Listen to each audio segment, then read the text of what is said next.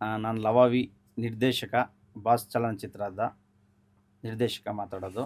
ಇವತ್ತು ತಮ್ಮನ್ನೆಲ್ಲ ಕರೆದಿರೋ ಉದ್ದೇಶ ಏನಪ್ಪ ಅಂದರೆ, ಬಾಸ್ ಸಿನಿಮಾದು ಸೆನ್ಸಾರ್ ಬಗ್ಗೆ ಮಾತಾಡೋದಕ್ಕೆ ನಾನು ಕರೆದಿದ್ದೇನೆ. ಕೆಲವರು ಊಹಾಪೋಹಗಳಿಗೆ ಎಡೆ ಮಾಡಿಕೊಟ್ಟು ಸ್ಟೇ ಆಗೋಗಿದೆ ಅಂತೆ-ಕಂತೆಗಳನ್ನು ಎಲ್ಲದರಲ್ಲೂ ಕೂಡ ಪ್ರಸಾರ ಆಗ್ತಾಯಿದೆ. ಸೊ ಅದಕ್ಕೆ ನಾನು ಸ್ಪಷ್ಟವಾಗಿ ತಮ್ಮ ಮೂಲಕ ಮಾಹಿತಿ ಕೊಡಲು ಏನು ನಡೆದಿದೆ ನಮ್ಮ ಬಾಸ್ ಸಿನಿಮಾ ಸೆನ್ಸಾರಲ್ಲಿ ಏನೇನು ಆಗಿದೆ ಅನ್ನೋದನ್ನು ತಮ್ಮ ಮೂಲಕ ಸೊ ತಿಳಿಸೋದಕ್ಕೆ ನಾನು ಕರೆದಿದ್ದೇನೆ. ಬಾಸ್ ಸಿನಿಮಾನ ಸೆನ್ಸಾರ್ ಅವರು ಆಲೇ ನೋಡಿದ್ದಾರೆ, ಒಂದು ವೀಕ್ ಬಿಫೋರೇ ನೋಡಿದ್ದಾರೆ. ನೋಡಿ ಎಲ್ಲ ಮಾಡಿ ಸೊ ಸೆನ್ಸಾರ್ ಕಟ್ಟನ್ನು ಕೊಟ್ಟಿದ್ದಾರೆ, ಒಂದು 12 ಕಟ್ ಕೊಟ್ಟಿದ್ದಾರೆ. ಸೊ 12 ಕೊಟ್ಟು ನಾವು ಅವ್ರು ಏನು ಸೆನ್ಸಾರ್ ಮಂಡಳಿಯವರು ಕೊಟ್ಟಿದ್ರು ಅದನ್ನು ಸೆನ್ಸಾರ್ ಆಫೀಸ್ಗೆ ಸಬ್ಮಿಟ್ ಮಾಡಿದ್ದೀವಿ.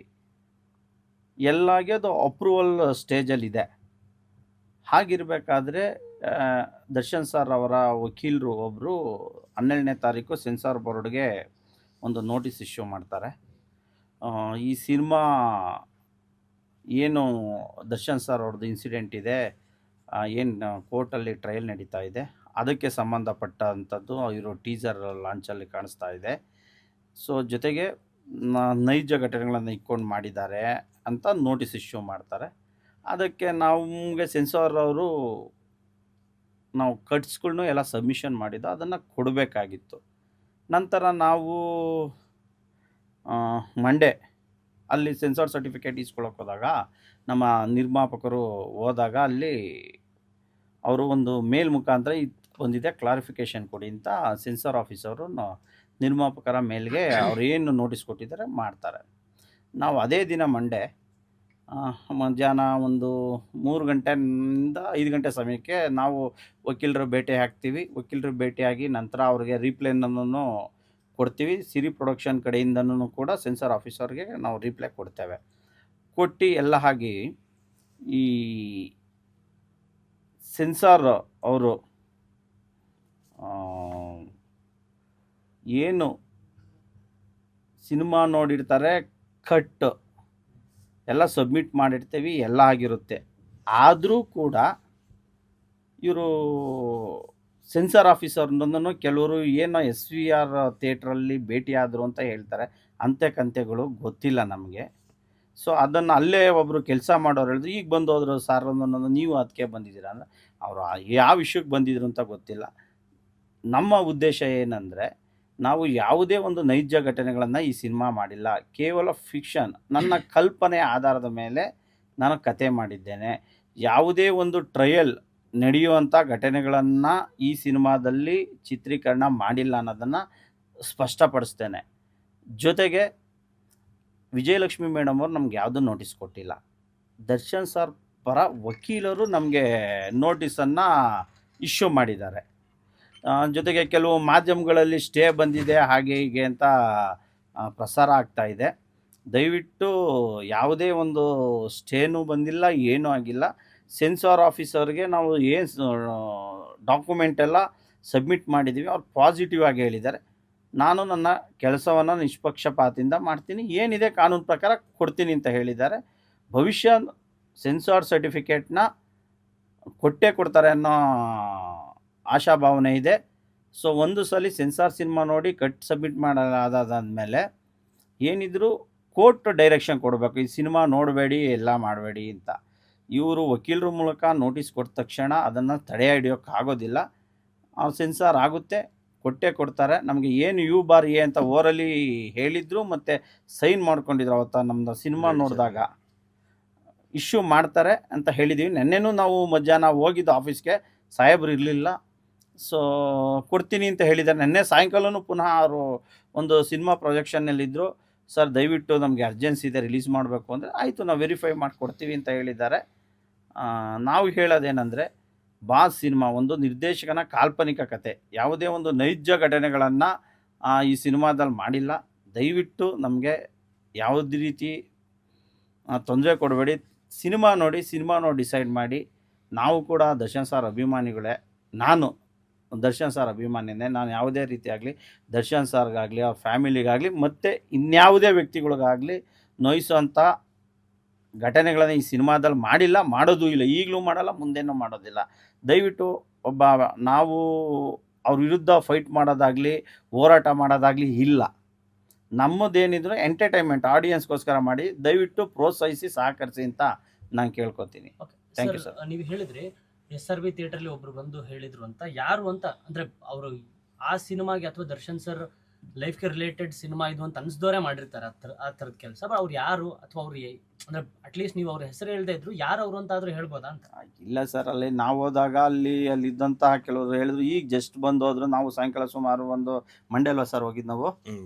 ಮಂಡೇ ಒಂದು 5-5:30 ಹೋದ್ರು. ಅವರು ಸಮಯ ಸುಮಾರು 1 ಗಂಟೆಯಿಂದ 2 ಗಂಟೆಗೆ ಬಂದಿದ್ರು. ಬಟ್ ಆ ಬಿಲ್ಡಿಂಗ್ ಒಳಗಡೆ ಎಂಟ್ರಿ ಕೊಟ್ಟಿದ್ದಾರೆ. ಅವರು ಭೇಟಿ ಆಗಿದಾರೋ ಇಲ್ಲೋ ಅನ್ನೋದು ನಮಗೆ ಸ್ಪಷ್ಟತೆ ಇಲ್ಲ. ಸುಮ್ಮನೆ ಇಲ್ಲ ಅಲ್ಲಿ ಸೆನ್ಸಾರ್ ಆಫೀಸರ್ ಇದ್ರು. ಓಕೆ, ಅಲ್ಲ ಸರ್, ಇನ್ನೊಂದೇನಂದ್ರೆ ಈಗ ಅವ್ರ ಲೈಫ್ ರಿಲೇಟೆಡ್ ಸಿನಿಮಾ ಮಾಡಿದ್ದಾರೆ ಅಂತ ಕಂಪ್ಲೇಂಟ್ ಕೊಡೋದಕ್ಕೆ ಹೊರಗಿನ ವ್ಯಕ್ತಿಗಳಿಗೆ ಅಧಿಕಾರ ಇರಲ್ಲ. ಜನಸಾಮಾನ್ಯರು ಬಂದು ಅದನ್ನ ಕಂಪ್ಲೇಂಟ್ ಕೊಡೋಕ್ಕಾಗಲ್ಲ. ಐದರ್ ಅವ್ರು ರಿಲೇಟೆಡ್ ಆಗಿರ್ಬೇಕು ಅಥವಾ ಅವ್ರ ಸಿನಿಮಾದ ಪ್ರೊಡ್ಯೂಸರು ಅಥವಾ ಅವರ ಒಬ್ಬ ಸಂಬಂಧಿಕರೇ ಆಗಿರ್ಬೇಕು. ಅದು ನಿಜನಾ ಸರ್? ಈಗ ಬಂದಿರೋದಂತೂ ನಿಜ, ಅವ್ರು ಅಲ್ಲಿ ಯಾರೋ ಒಬ್ರು ಬಂದಿರೋದಂತೂ ನಿಜ. ಅಲ್ಲಿ ಭೇಟಿ ಆಗಿದಾರೋ ಇಲ್ವೋ ಅದು ನನಗೆ ಸ್ಪಷ್ಟತೆ ಇಲ್ಲ. ಸೊ ತಮ್ಗಿತ್ತು ಅಂದ್ರೆ SRV ಥಿಯೇಟ್ರಿ CC ಕ್ಯಾಮ್ರಾ ತೆಗಿಸಿದ್ರೆ ಬಂದಿರೋದು ಹೋಗಿರೋದು ಎಲ್ಲ ಗೊತ್ತಾಗುತ್ತೆ. ತೆಗಿಸಿ ಅಪ್ಲೋಡ್ ಮಾಡ್ಬೋದಾ? ಅಲ್ಲ, ನೀವು ಮಾಡಬಹುದು, ಅದನ್ನ ನಮ್ಗೆ ಕೊಡೋದಿಲ್ವ ಅಲ್ಲ. ಸೊ ದಯವಿಟ್ಟು ನಾನು ಹೇಳೋದು ಏನಂದ್ರೆ, ಪ್ಲೀಸ್ ಯಾವುದೇ ರೀತಿಯಾದ ಇನ್ಫ್ಲೂಯೆನ್ಸ್ ಮಾಡೋಕ್ಕೆ ಹೋಗಬೇಡಿ. ದಯವಿಟ್ಟು ಕನ್ನಡ ಸಿನಿಮಾ ಮಾಡಿದ್ವಿ, ಏನೋ ಮಾಡಿದ್ದೀವಿ, ಬಟ್ ನಾವು ಇದಕ್ಕೆ ಬಂದಿದ್ದಾರೆ ಅಂತ ನಾವು ಹೇಳ್ತಾ ಇಲ್ಲ. ಈ ಘಟನೆಗೆ ಬಂದಿದ್ದಾರೆ, ಸಿನಿಮಾಗೆ ಏನೋ ಪರ್ಸ್ನಲ್ ಕ್ಯಾಶುವಲ್ ಯಾರನ್ನ ಭೇಟಿ ಆಗೋಕ್ಕೂ ಬಂದಿರ್ಬೋದು. ಅದ್ರೊಳಗಡೆ ಆ ಬಿಲ್ಡಿಂಗ್ ಒಳಗಡೆ ಕೆಳಗಡೆ ಸ್ಟೇ ನೋಟಿಸೇ ಬಂದಿಲ್ಲ ಸರ್. ಸೆನ್ಸಾರ್ ಆಫೀಸ್ಗೆ ಬಂದಿದೆ. ಇಲ್ಲಿ ಏನಾಗಿದೆ, ಅಂತೆ ಕಂತೆಗಳು ಒಂದು ಸ್ಪಷ್ಟನೆ ಕೊಡೋಕ್ಕೆ ಇವತ್ತ ನಾವು ಹೇಳ್ತಾ ಇದ್ದೀವಿ. ನಾವು ಯಾವುದೋ ರಿಯಲ್ ಸಬ್ಜೆಕ್ಟನ್ನು ನಾವು ಸಿನಿಮಾ ಮಾಡಿಲ್ಲ, ಒಂದು ಕಾಲ್ಪನಿಕ ಕತೆ ಅಂತ ನಿಮ್ಮ ಮೂಲಕ ನಾನು ಹೇಳಕ್ಕೆ ಇಷ್ಟಪಡ್ತೀನಿ ಸರ್. ಓಕೆ ಸರ್, ಇವಾಗ ಹೇಳ್ತಿದ್ದಾರೆ ಕಾಲ್ಪನಿಕ ಕತೆ ಅಂತ. ಬಟ್ ಟೀಸರ್ ಸ್ಟಾರ್ಟ್ ಆಗೋದಕ್ಕೆ ಮುಂಚೆನೆ ಬರುತ್ತೆ, it's based on true events ಅಂತ. ಅದಾದ ನಂತರ ಒಂದು ನಿಮಿಷ ಕೇಳಿ, ಅದಾದ ನಂತರ ಮಾಧ್ಯಮದವರು ಎಲ್ಲಾ ರೀತಿಯಿಂದನೂ ಪ್ರಶ್ನೆಗಳು ಕೇಳಿದ್ರು, ಇದು ಆ ವಿಷಯಕ್ಕೆ ಸಂಬಂಧಪಟ್ಟಂತ ಸಿನಿಮಾನೇ ಮಾಡಿದ್ದೀರಾ ಅಂತ ಕೇಳಿದಾಗ ನೀವು ಅವತ್ತೆಲ್ಲೂ ಬಾಯ್ ಬಿಡ್ಲಿಲ್ಲ. ಇಲ್ಲ, ಮುಂದೆ ಆಗುತ್ತೆ, ಸಿನಿಮಾ ನೋಡಿ ಅಂತ. ಅವತ್ತೇನಾದ್ರೂ ನೀವು ಇದೇ ಕ್ಲಾರಿಟಿನ ಇದು ಈ ನಾವು ತೆಗೆದಿರುವಂತ ಸಿನಿಮಾ ಅಥವಾ ನಡೆದಂತ ಘಟನೆಗೆ ಯಾವುದೇ ರೀತಿ ಸಂಬಂಧ ಇಲ್ಲ ಅಂತ ಕ್ಲಾರಿಟಿ ಅವತ್ತು ನೀವು ಯಾಕೆ ಕೊಡ್ಲಿಲ್ಲ? ಅವತ್ತು ನಿಮ್ಗೆ ಪಬ್ಲಿಸಿಟಿ ಮಾತ್ರ ಬೇಕಾಗಿಲ್ಲ. ಇಲ್ಲ ನಾನು ಹೇಳ್ತೀನಿ ಕೇಳಿ. ಬೇಸ್ಡ್ ಆನ್ ಟ್ರೂ ಇವೆಂಟ್ಸ್ ಅಂದ್ರೆ, ಟ್ರೂ ಇವೆಂಟ್ಸ್ಗೂ ಮತ್ತು ರಿಯಲ್ ಸ್ಟೋರಿಗೂ ನನ್ನ ಪ್ರಕಾರವಾಗಿ ಡಿಫ್ರೆನ್ಸ್ ಇದೆ. ಟ್ರೂ ಇವೆಂಟ್ಸಲ್ಲಿ ಅವುಗಳನ್ನ ತಿದ್ದುಪಡಿ ಮಾಡ್ಕೋಬೋದು. ಆ ಟ್ರೂ ಇವೆಂಟ್ಸ್ ನಡ್ಕೊಳ್ಳೋದನ್ನ ಆ ಕತೆಗಳನ್ನ ಫಿಕ್ಷನ್ ಮಾಡ್ಕೋಬೋದು. ಆದರೆ ರಿಯಲ್ ಸ್ಟೋರಿ ಎಂದಾಗ ಅದು ಒಬ್ಬ ವ್ಯಕ್ತಿಯ ನೈಜ ಘಟನೆಗಳು ಮಾಡಿಬರುತ್ತೆ. ನಾನು ಈಗಲೂ ಹೇಳ್ತೀನಿ, ಬೇಸ್ಡ್ ಆನ್ ಟ್ರೂ ಇವೆಂಟ್ಸ್. ಇದು ಸಮಾಜದಲ್ಲಿ ನಡೆಯುವ ಒಂದೇ ಘಟನೆ ಅಲ್ಲ, ಅನೇಕ ಘಟನೆಗಳು. ಒಂದೊಂದು ಸೀನ್ ನೋಡ್ಕೊಂಡು ಹೋದಾಗಲೂ ತಮಗೆ ಇದೆಲ್ಲೋ ನೋಡಿದ್ನಲ್ಲಪ್ಪ, ನಮ್ಮೂರಲ್ಲೆಲ್ಲೋ ಕ್ರೈಮ್ ಆಗಿತ್ತು, ಬೆಂಗಳೂರಲ್ಲೆಲ್ಲೋ ಕ್ರೈಮ್ ಆಗಿತ್ತು, ಡೆಲ್ಲಿಲೆಲ್ಲೋ ಆಗಿತ್ತು, ಆ ಥರ ಸನ್ನಿವೇಶಗಳು ಈ ಸಿನಿಮಾದಲ್ಲಿದೆ ಅನ್ನೋದು ನನ್ನ ನಿಲುವು ಸರ್. ಬಟ್ ಅವತ್ತು ಯಾಕೆ ಹೇಳಿಲ್ಲ? ಇವತ್ತು ಹೇಳ್ತಿದ್ರೆ ನೀವು, ಅಲ್ಲ ಒಂದು ನಿಮಿಷ ಕೇಳಿ, ಇವತ್ತು ನೀವು ಹೇಳ್ತಿದ್ರಾ ಇದು ಯಾವುದೇ ವ್ಯಕ್ತಿಗೆ ಸಂಬಂಧಪಟ್ಟಂತಾಗ ಸಿನಿಮಾ ಅಲ್ಲ, ಒಂದು ಯಾವ್ದೇ ರಿಯಲ್ ಲೈಫ್ ಸ್ಟೋರಿ ಅಲ್ಲ ಅಂತ. ಅವತ್ತು ಇದೇ ಪ್ರಶ್ನೆನ ನಾವು ಮಾಧ್ಯಮದವ್ರು ಎಲ್ಲರೂ ಕೂತ್ಕೊಂಡು, ಇನ್ಕ್ಲೂಡಿಂಗ್ ಸ್ಯಾಟಲೈಟ್ ಚಾನಲ್ ಎಲ್ಲರೂ ಇದ್ರು, ಬರಹಗಾರರು ಎಲ್ಲರೂ ಇದ್ರು, ವಿಮರ್ಶಕರಿದ್ರು, ಅವತ್ತು ಕೇಳಿದಂತಾಗ ಇವತ್ತು ಈ ತರದ ಆನ್ಸರ್ ಬರಲಿಲ್ಲ. ದಯವಿಟ್ಟು ಕೇಳಿ, ನಾನು ಹೇಳಿದ್ದೀನಿ, ಅಲ್ಲೂ ಹೇಳಿದ್ದೀನಿ, ನಾಟ್ ಎ ರಿಯಲ್ ಸ್ಟೋರಿ ಅಂತ ಹೇಳಿದ್ದೀನಿ. ಅಲ್ಲೂ ದರ್ಶನ್ ಸರ್ ಘಟನೆ ಸಿನಿಮಾ ನಾವು ಮಾಡಿಲ್ಲ ಅಂತ ಹೇಳಿದೀವಿ. ಇಲ್ಲ, ದಯವಿಟ್ಟು ಪ್ಲೀಸ್ ನೀವು ನೋಡಿ ಸರ್, ದಯವಿಟ್ಟು ಪ್ಲೀಸ್ ನೋಡಿ. ಅಲ್ಲ, ಸ್ಟೇ ಬಂದಿಲ್ಲ, ಜಸ್ಟ್ ಓನ್ಲಿ ಸೆನ್ಸಾರ್ ಬೋರ್ಡ್ಗೆ ವಕೀಲರು ಕೊಟ್ಟಿದ್ದಾರೆ, ಯಾವುದೇ ಸರ್ಟಿಫಿಕೇಟ್ ಅನ್ನ ನೀವು ಕೊಡಬೇಡಿ ಅಂತ ಹೇಳಿದ್ದಾರೆ. ಬಟ್ ಅವ್ರ ಸೆನ್ಸಾರ್ ಆಫೀಸರ್ ಆನೆಸ್ಟ್ ಇದ್ದಾರೆ. ಬಟ್ ನಮ್ಮ ಹತ್ರ ಏನು ಕಾನೂನು ಪ್ರಕಾರ ಇದೆ, ನನ್ನ ಡ್ಯೂಟಿ ನಾವು ಮಾಡ್ತೇವೆ ಅಂತ ಹೇಳಿದ್ರು. ಆ್ಯಕ್ಚುಲಿ ನೆನ್ನೆ ಕೊಡ್ತೀವಿ ಅಂತ ನಮ್ಗೆ ಹೇಳಿದರು ಸೆನ್ಸಾರ್ ಸರ್ಟಿಫಿಕೇಟ್ನ. ಬಟ್ ಇಶ್ಯೂ ಆಗಬೇಕಾಯಿತು, ಬಟ್ ಏನೋ ಕಾರಣ ಅಂತ ಆಗಿಲ್ಲ. ಮೋಸ್ಟ್ಲಿ ಇವತ್ತು ನಾಳೆ ಒಳಗಡೆ ನಾಡ್ದೊಳಗಡೆ ಕೊಡ್ತಾರೆ ಅನ್ನೋ ಕಾನ್ಫಿಡೆಂಟ್ ಇದೆ. ಸೊ ನಾವು ಹೋಗಿ ಅವ್ರ ಹತ್ರ ಮಾತಾಡಿದ್ವಿ ಸರ್. ಬಟ್ ನಿಮ್ಮ ಟೀಸರ್ ಕಮೆಂಟ್ಸ್ಗಳು ನೋಡ್ತಿದ್ರೆ ಎಲ್ಲ ದರ್ಶನ್ ಸರ್ ಅವರ ಅಭಿಮಾನಿಗಳು ಕೂಡ ಹೇಳ್ತಿದ್ದಾರೆ, ಇದು ನಮ್ಮ ಬಾಸ್ ರಿಲೇಟೆಡ್ ಸಿನಿಮಾ, ನಮ್ಮ ಹೀರೋ ರಿಲೇಟೆಡ್ ಸಿನಿಮಾ ಅಂತ.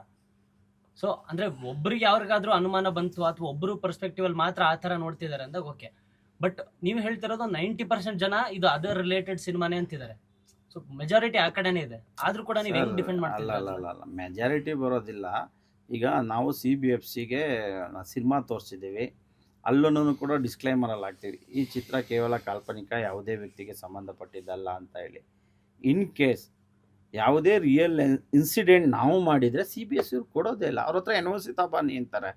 ಅವರು CBFC ಈಸ್ ಎ ಸುಪ್ರೀಮ್. ನಾನು ಏನೇ ಮಾಡ್ಕೊಂಡು ಹೋದ್ರೂ ಸೊ ನಾನು ಥಿಯೇಟ್ರ್ಗಳನ್ನ ಪ್ರೊಜೆಕ್ಷನ್ ಹಾಕ್ತೀನಿ, ಸಿನಿಮಾ ಎಕ್ಸಿಬಿಷನ್ ಮಾಡ್ತೀನಿ ಅಂದಾಗ ಸೊ CBFC ಅವರು ಸೆನ್ಸಾರ್ ಕೊಟ್ಟರೆ ಮಾತ್ರ ನಾನು ಹಾಕೋಕ್ಕಾಗೋದು. ಇಲ್ಲ ಅಂದರೆ ನಾನು ಏನಾದರೂ ಅಂಥ ಘಟನೆಗಳು ಮಾಡ್ತು ಅಂದರೆ ಸೊ ಅವರು ಖಂಡಿತವಾಗ್ಲೂ ಅದು ನನ್ನ ರಿಜೆಕ್ಟ್ ಮಾಡ್ತಾರೆ. ನಾನು ಅಂಥ ಘಟನೆಗಳು ಮಾಡ್ದಿಲ್ದಲ್ಲ ಕಾರಣನ ಅವರು ನೋಡಿ ಎಲ್ಲ ಮಾಡಿ ಒಂದು 12 ಕಟ್ ಕೊಟ್ಟಿದ್ದಾರೆ, ಯು ಬಾರಿಗೆ ಇಶ್ಯೂ ಮಾಡಿದ್ದಾರೆ. ಬಟ್ ಸರ್ಟಿಫಿಕೇಟ್ನ ಕೊಡೋದಕ್ಕೆ ಅವರು ಈ ಲೀಗಲ್ ನೋಟಿಸ್ ಬಂದಿರೋದ್ರಿಂದ ಅವ್ರು ಹಿಂದೆ ಮುಂದೆ ನೋಡ್ತಾ ಇದ್ದಾರೆ ಸರ್. ಓಕೆ, ಇವಾಗ ಹೇಳ್ತಿದ್ರು ಓಕೆ ಸಿನಿಮಾದ ರಿಲೀಸ್ ಡೇಟ್ ಇನ್ನೂ ಅನೌನ್ಸ್ ಆಗಿಲ್ಲ, ಬಟ್ ಸಿನಿಮಾ ರಿಲೀಸ್ ಆದ್ಮೇಲೂ ಕೂಡ ಇದು ಅದಕ್ಕೆ ರಿಲೇಟೆಡ್ ಸಿನಿಮಾನೇ ಅಂತ ಗೊತ್ತಾದ್ರೆ ಅವಾಗ ಹೆಂಗ್ ರಿಯಾಕ್ಟ್ ಮಾಡ್ತೀರಾ ನೀವು? ಸರ್ ನಾನು ಸ್ಪಷ್ಟವಾಗಿ ನಾನು ಆಸ್ ಎ ಡೈರೆಕ್ಟರ್ ಆಗಿ ನಾನು ಹೇಳ್ತೀನಲ್ಲ, ಯಾವುದೇ ಕಾರಣಕ್ಕೂ ನಾನು ಹೇಳ್ತಾ ಇದ್ದೀನಿ, ಆ ಸಿನಿಮಾ ನೋಡಾದ್ಮೇಲೆ ಇದು ದರ್ಶನ್ ಸಾರ್ದಾಗಲಿ ಅಥವಾ ಸಮಾಜದಲ್ಲಿ ಯಾವುದೇ ಒಬ್ಬ ವ್ಯಕ್ತಿಯ ನೈಜ ಘಟನೆಯನ್ನು ಕ್ರೋಢೀಕರಿಸಿ ಮಾಡಿದಂಥ ಸಿನಿಮಾ ಅಲ್ಲ. ಇದು ನನ್ನ ಕಾಲ್ಪನಿಕ ಕತೆ, ಸಮಾಜದಲ್ಲಿ ನಡೆದ ಅನೇಕ ಘಟನೆಗಳನ್ನ ಸೊ ಕ್ರೋಢೀಕರಿಸಿ ಮಾಡಿದಂಥ ಸಿನಿಮಾ ಅಂತ ನಾನು ಹೇಳ್ತೀನಿ ಸರ್.